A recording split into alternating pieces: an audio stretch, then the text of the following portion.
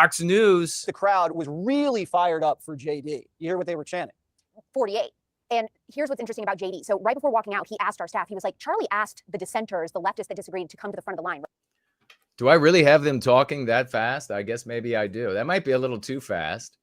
But you had a TPUSA event, and Blowjob himself showed up to be a speaker, and they're trading back and forth. And Tucker was there the other day, and we saw Tucker browbeaten by these little weirdos, and Vance the same way. Regrettably, Vance handled the little twerps magnificently, and so he's probably going to end up being, if he wants it, right? Next president. Yeah, that's what he typically did, and he said, okay, I'm going to do that.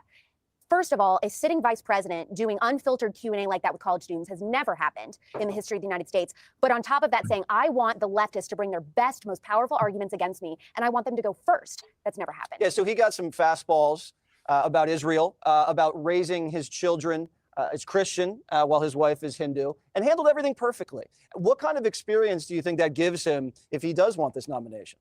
I think that shows that he's a man of the people, and that is exactly what President Trump embodies and why he's so beloved, especially with the youth. And so if J.D. Vance is able to keep that up going into 2028, I think it's in the bag for him. Why do you think your generation is more concerned? Let's just pause there for a minute, because it's really important. I want to point out, and actually in the Quick News and Laughs, we have a clip of the way that the boy crushers browbeat the ever-living hell out of TPUSA, wanting to make the conversation entirely about Jews and Jews working together, and therefore the power that they exercise. And the past couple of weeks, we've touched upon the reality that you can't demonize a behavior and then end up emulating it. And a great example of that effectuated in the real world is conservatives for generations demonizing the non-white groups, complaining about a victimization that they claim to have experienced, and then demanding some sort of reparation, some sort of recompense for that. As a consequence of demonizing that behavior, we now come across brothers and sisters in the white race that refuse to talk about our victimization. Now, it's in part the refusal to talk about the victimization because they've learned, and they'll tell you as much, because it's wrong to play the victim. It's wrong to mention. And there's no playing the victim when you talk about Irina Zarutsko, you talk about Cannon Henninger, you talk about so many of these, Austin Metcalf, and you talk about these attacks on the white race, which we need to do as a people, concerning ourselves with the victimization of our people, the attack on our people as a whole, therefore the attack on us as individuals, because we can't escape the identity with which we were born. We need to be talking about that victimization, and just look at how that has been undermined, how it's been hamstrung by the conservative content creators, Republicans, people on the right across Western civilization, saying that it's weak, it's pathetic, you should never talk about your victimization, instead of addressing the claims made by anti-white, non-white people and the anti-white white people who support the erroneous claims of victimization, because it, of course, was based in the white erasure of our history, pure fabrication. And they did not put their finger on the nerve of the issue, which was these individuals claiming some sort of victimization did so with the white race being the boogeyman, being the villain. And so therefore they were anti-white. Conservative content creators, right-wing content creators didn't come out and identify the behavior as anti-white. They didn't identify that behavior as anti-white for a couple of reasons. One of the main reasons is that the social morality of the West is the anti-white immoral imperative, which states that it is immoral to defend white people as a group. So a lot of these individuals, selfishly individualistic in these right-wing positions of popularity, notoriety, fame, whatever it might be, however you look at it, serving their individualistic self-interest ahead and in front of everything else, and their monetary gain, which is celebrated as the god of the right wing, the economy, the GDP, the business making more money, and that's somehow always good if money is being made. Putting that first, decided they weren't going to ride athwart the morality of the West. Instead, in that being, they weren't going to come out and say, hey, we're being attacked because we're white, and therefore your claim of victimization is anti-white. We're not going to repay you all. You're anti-white. We're not going, that didn't even happen. You're anti-white. Or that didn't happen the way you said it did. It didn't happen to you. You're anti-white. They wouldn't do that. Your ideology is anti-whiteism. They would not do that. Instead, they chose the coward's tact, the coward's choice, which is instead to go after this abstractionizing, which is what conservatives do all the time, the abstraction that playing the victim is weak and immoral and playing the victim is wrong. And now, because of the demonization of a successful behavior, white people refuse to engage in it. They come to us every time we turn around. Oh, I'm no victim. Whole millions of white children, tens, hundreds of millions of white children every single day being taught in the news and entertainment media that their essence, their birth is evil. But you're not victimized. That's a consequence of demonizing a behavior that we have to emulate. And in this case, the fuller definition of playing the victim is to claim with artifice a fabrication in order to get a recompense. That's not what you're doing. That's not what we do when we talk about the victimization of Western kind. But you can see how they end up conflating it because they're vegetables. So playing the victim in their head is the exact same thing as talking about our victimization because they're mid-wit vegetable garbage. So we cannot demonize a behavior we need to emulate. Same holds true as we juxtaposition this with the behavior of a percentage of the overall Jewish population working together per the imperative of peoplehood, which is fundamentally before and a causative of everything that comes after it. I know this might be ahead of you and too quick for you, but you can go back, you can put it on half speed, and you can muddle through it as best you can with your crayons, because maybe that's what you have to do. This is the AP class, bitch. Special warfare. Step up or shut up. This is where we are today. We got to make it happen. So a percentage of the Jewish population works together, and it's a beautiful, noble thing. What happened with TPUSA and Charlie Kirk endlessly was this browbeating instigated by an exiguous twerp who is a little Mexican when he talks to police officers, saying that, oh, it's the Jews have too much power. The Jews have too much power. You need to work together. We as a white race, not whites and mestizos, not whites and blacks, not whites and Arabs against Jews. We need to work together as a white race, as Western kind for our well-being, period, end of conversation. Well, what's happening now as by the way, these gropers, these boy gropers, as they like to call themselves, the boy gropers, they lost against TPUSA. TPUSA was continuing to succeed and make more money and grow in popularity and grow in membership. But what happens with all of these people is that they'll claim that they won everything that ever happens. They claim that they won. You know, that's why you can have that little exiguous twerp on for a conversation or a debate, because you can beat him. But then his boy groping army will go around telling the world that you were defeated and that he won again. So there is no like impartiality in these people. They're losers. That's why you can't have him on. That's why you can't talk to him. TPUSA, Charlie Kirk, defeated them. They browbeat him for years and years with his endless complaints about how, why aren't you talking about how the Jews work together and they have power? Why aren't you talking about that? And what ended up happening? He kept marching along, ignored them, and kept growing in finance, growing in numbers, growing in clout, growing in power. That's how it should be done. That's obviously how it should be done. But now that he's assassinated and you have these other people filling the void for him, what ends up happening? The losers are back. Now, there are obviously legitimate complaints against Big Con Inc. and the Republican Party that are coming up as well. And here is where this community can play a role if Big Con Inc. or if conservative content creators online don't want to continue sticking their heads up their asses. But they're showing up again and they're browbeating Vance, who ends up looking fantastic against these losers. He handled their objections perfectly. And there is obviously a legitimate complaint in the population of the United States about servitude to Israel as a result of Israel itself and Jews themselves highlighting this wretched behavior in the wake of October 7.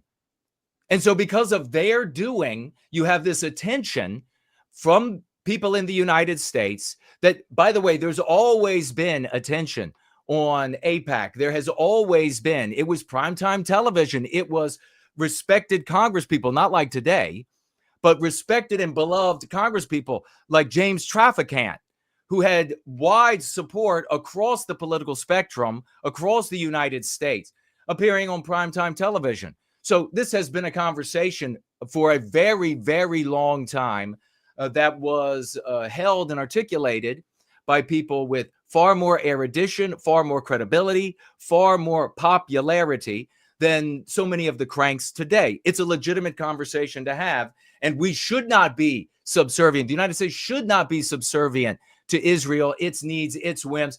A global Judaism, as Brylan Hollyhand, I think his name is, he comes out and he says, America first is Israel, Jews worldwide, and then America first. He literally put it like that. So there are legitimate complaints about that. That's a conversation that should be had. And the support, the blanket support must be withdrawn, because this is nothing but harm to the United States, nothing but harm to Western kind. Continuing to support, if anything, let us go over to the Middle East for the benefit of the white race. Let's carve out a piece of land for us, and we'll just pump the whole place dry. That's my opinion, putting the white race first. That's how it works. Should we compensate some of the people? Why not? We're fair. We're white and we're fair, but we're tired of dealing with this garbage. So we'll give some compensation, but we're pumping it dry. Tired of the oil issues, tired of everything else over in the Middle East. That's how it should be handled moving forward.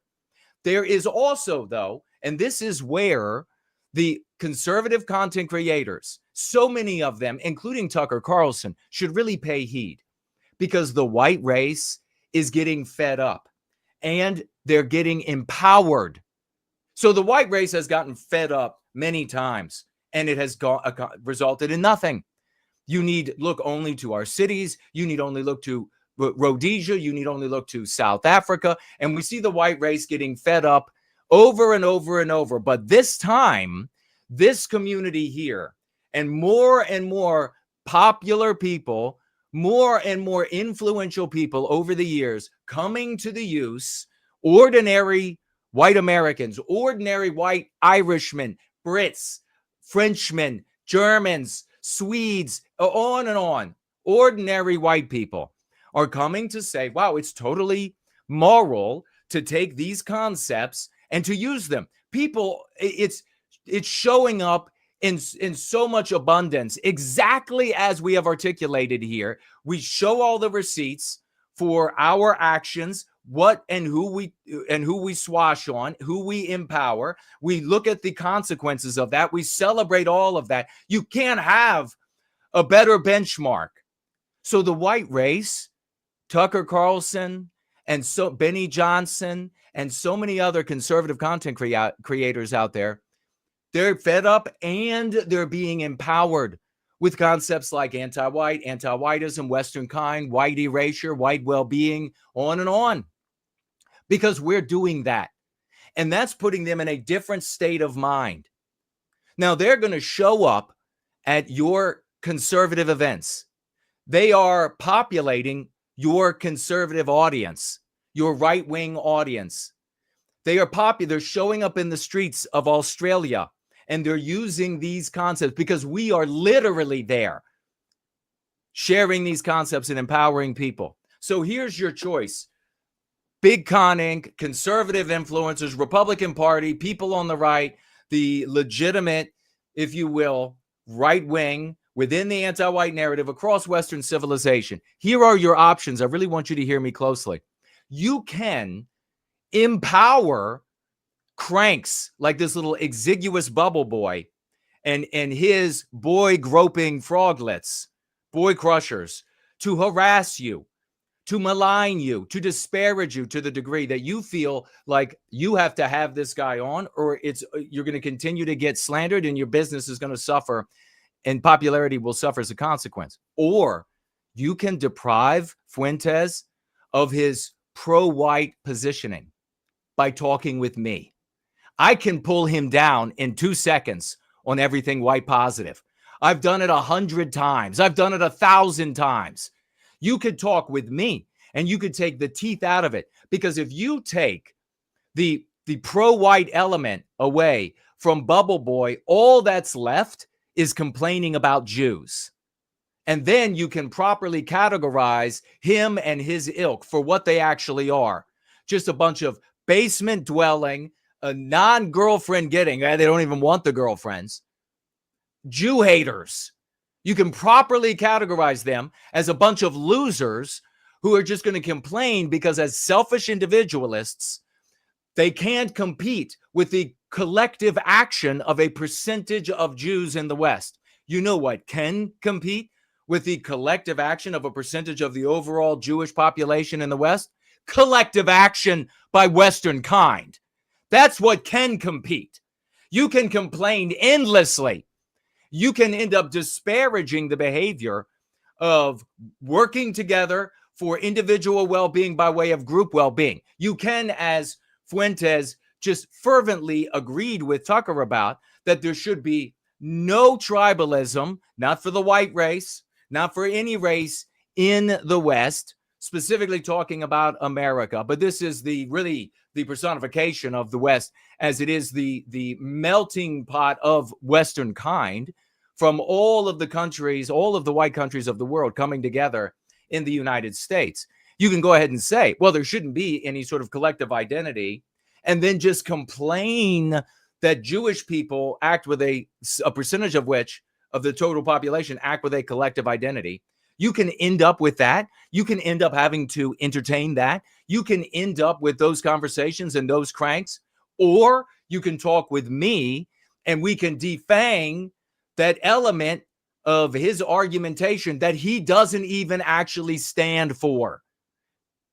Reduce him to nothing but bitching about Jews, and you'll deal a heavy blow to he and all of that multiracial community of Jewsburgs. What's it going to be? Conservatism.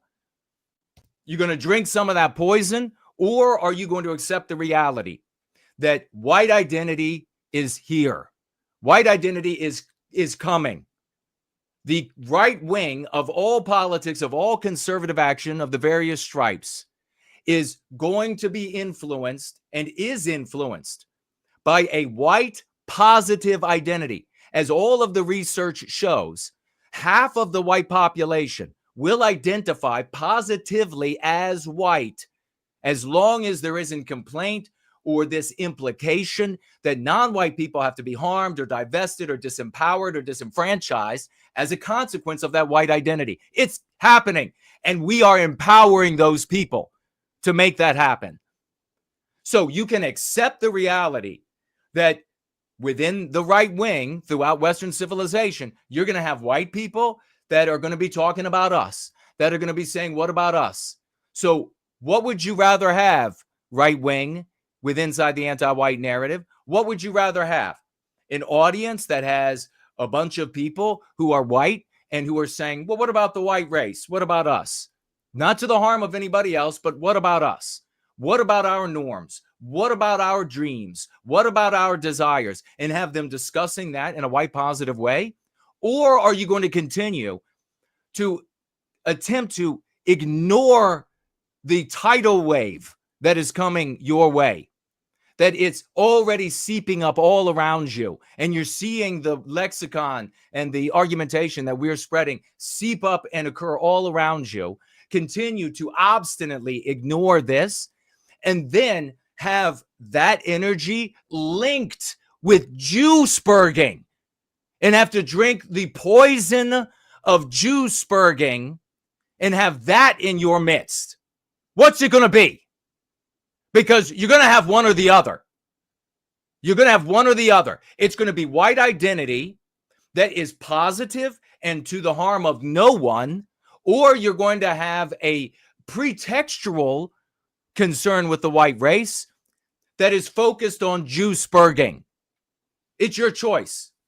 But you're going to end up with President Blowjob Vance, because I'm going to tell you what, this guy is going to be able to satisfy the vast majority of Christian conservatives or culturally Christian conservatives.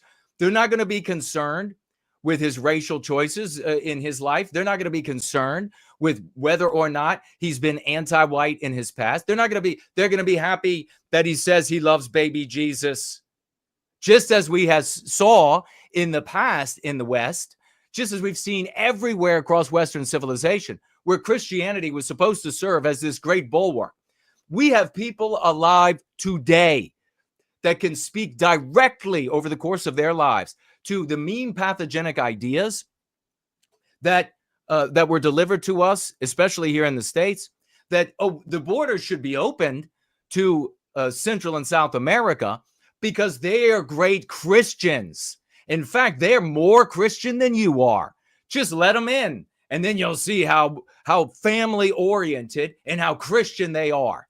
And then, of course, we end up looking at the data. What is Christianity to Central and South Americans? It's not the Christianity practiced by the white race, because a practice is an instinct. It doesn't matter if you're looking at the same rule book. A practice is a biospiritual expression. It doesn't matter if you supposedly have the same God. You can look at the data for molestation.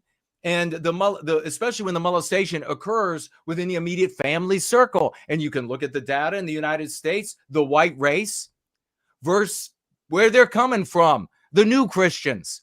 So this claim, this argumentation now that, oh, well, it's just going to be Christian, or it should be a Christian country. It was a Christian country. Anti-whiteism defeated it. And it will continue to defeat it. The interpretation of that Christianity is going to be anti-white Christianity. Even if you get these people to drop Judeo, imagine how many votes Blowjob will get when he refuses to say Judeo-Christian, when he decides he's just going to say Christian for the love of God. And it makes me think back to Obama's second term. And I said during Obama's second term, there'll never be another white male president unless he is this extraordinary anomaly, unless it's this most anomalous scenario and moment borne out by fractures in the parties and on and on. And what happened? We had this extraordinary moment, this extraordinary individual step forward. And then what, of course, happened there? Well, then you had the inversion of that individual in Biden. Now, what are we going to have? Again, we only had a white male president because of an extraordinary moment and an extraordinary, exceptional individual. We had his inversion, so you can't even count that as a white male in office, a radical anti-white white male.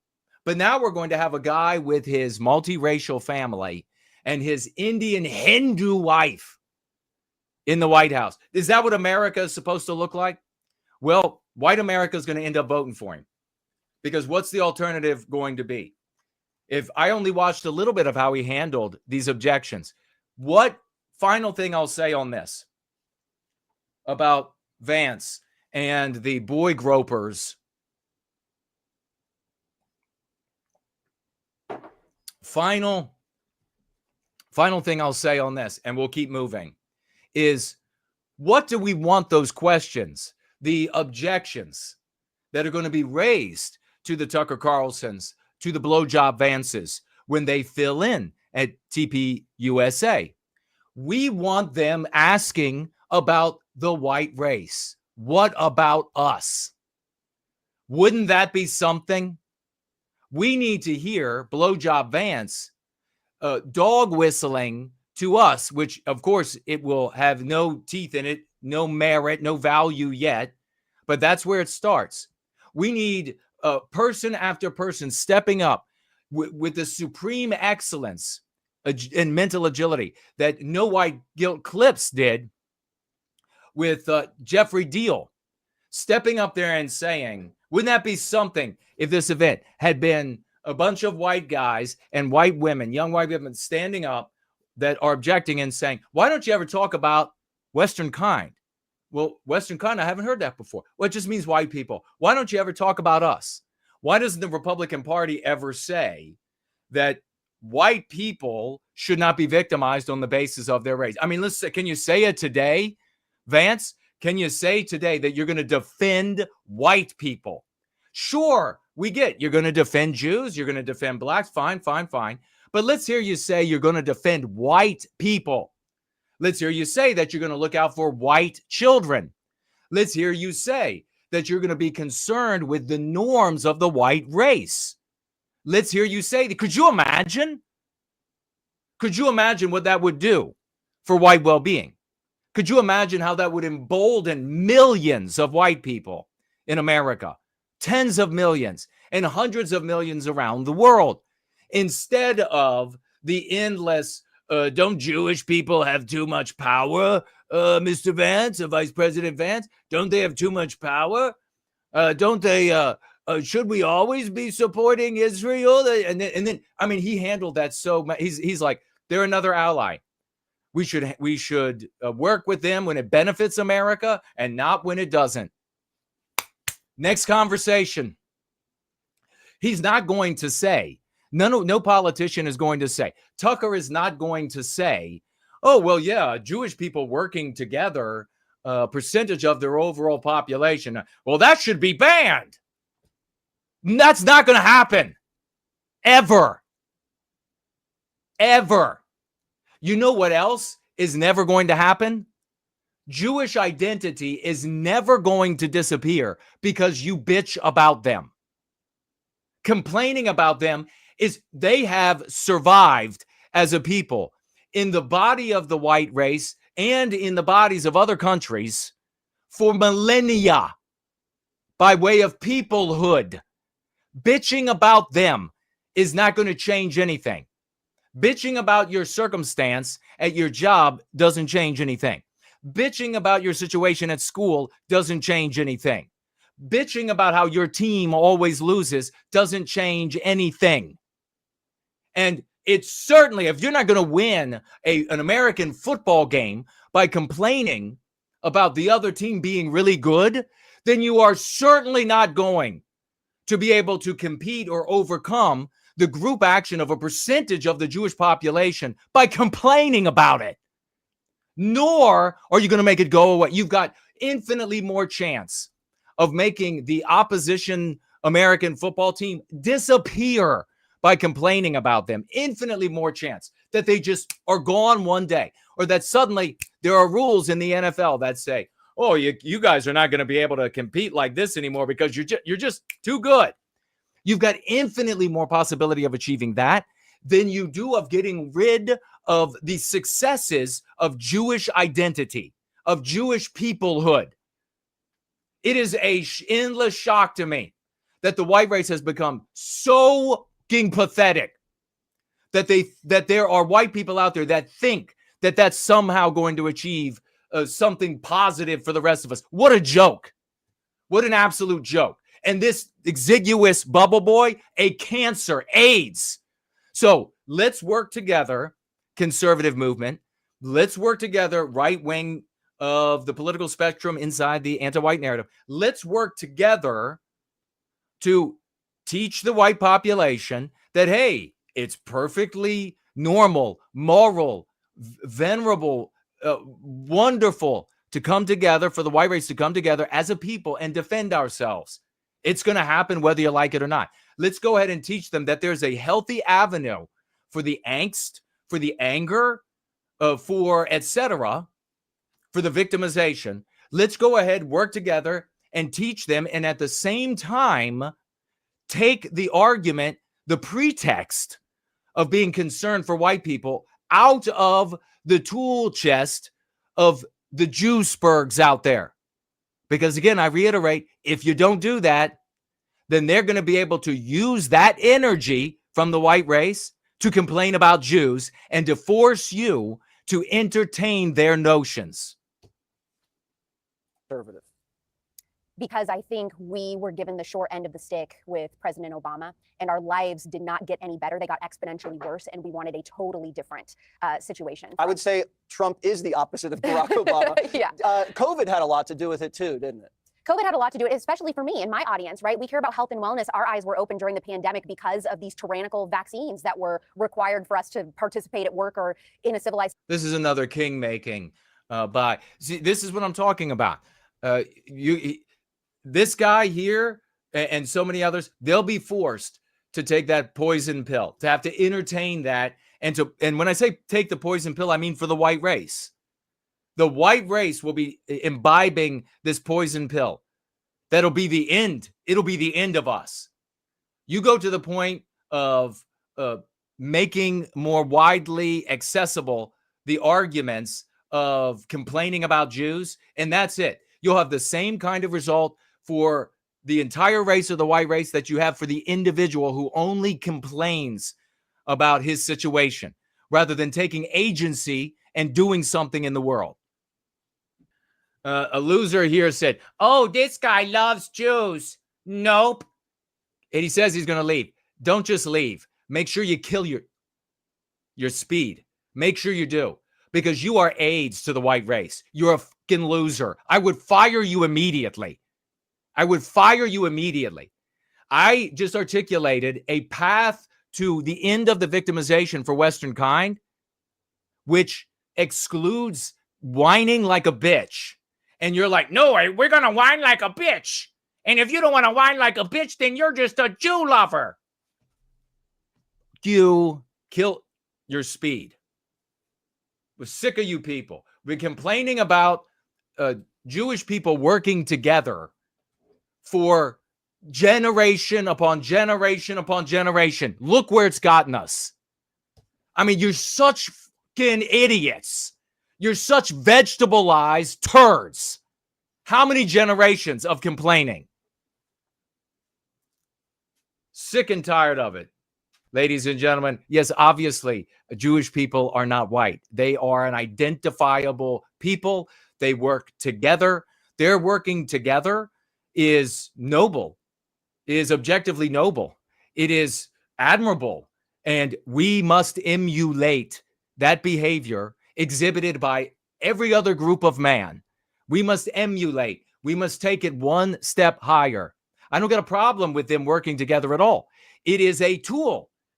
The only time I have a problem with any Jewish people is if they're anti-white. Same thing holds true with blacks. Same thing holds true with whites.